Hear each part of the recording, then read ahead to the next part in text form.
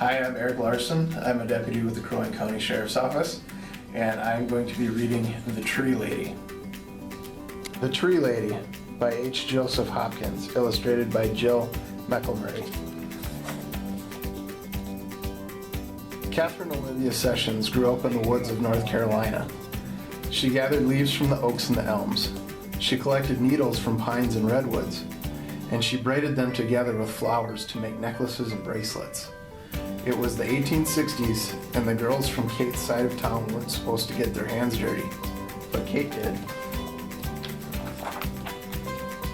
Kate listened well in school. She learned how to write and count. She remembered poems and stories she read, but best of all, she liked studying wind and rain, muscles and bones, plants and trees, especially trees. Most girls were discouraged from studying science, but not Kate. Kate felt the trees were her friends. She loved the way they reached towards the sky and how their branches stretched wide to catch the light. Trees seemed to Kate like giant umbrellas that sheltered her and the animals, birds, and plants that lived in the forest. Not everyone feels at home in the woods, but Kate did. When Kate grew up, she left home to study science at college. She looked at soil and insects through microscopes. She learned how plants made food and how they drank water. And she studied trees from around the world. No woman had ever graduated from the University of California with a degree in science. But in 1881, Kate did.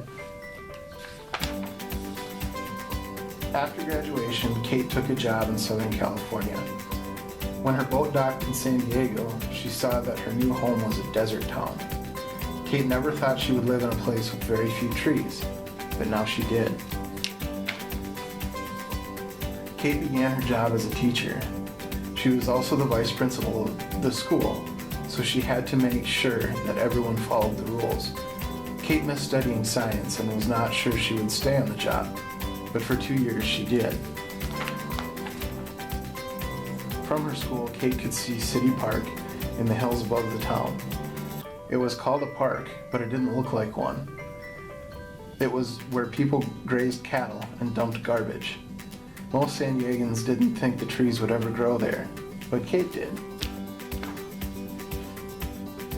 With Kate's love for the woods, she thought San Diego needed trees more than anything else, so she left teaching to become a gardener.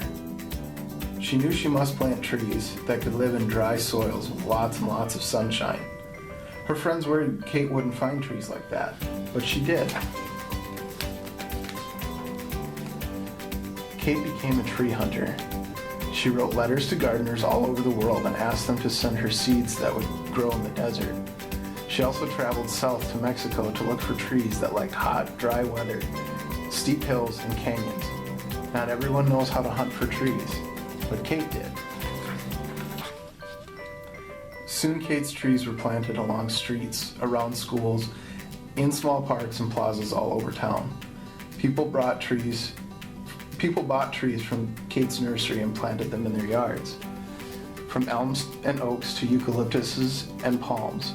By the turn of the century, young trees from Kate's nursery were growing in every part of San Diego. Most people didn't think a desert town could sustain so many trees, but Kate did.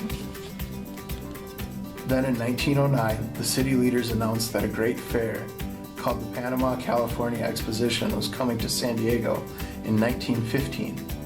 The fair would be held in City Park, which was now called Balboa Park.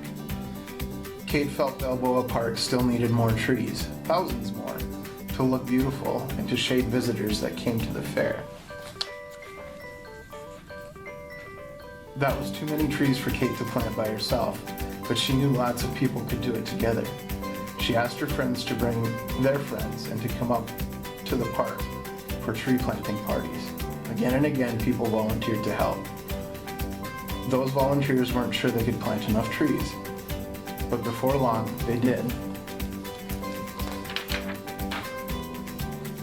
And when the fair opened, San Diego was ready. Millions of trees and plants filled Balboa Park. The fair had so many visitors it stayed open for 2 years instead of 1. People came from near and far to see the attractions and stroll in the cool shade. The fairgoers couldn't believe San Diego had such magnificent gardens, but thanks to Kate, it did. In the years after the fair, Kate was given many awards for her work, and people took to calling her Mother of Balboa Park.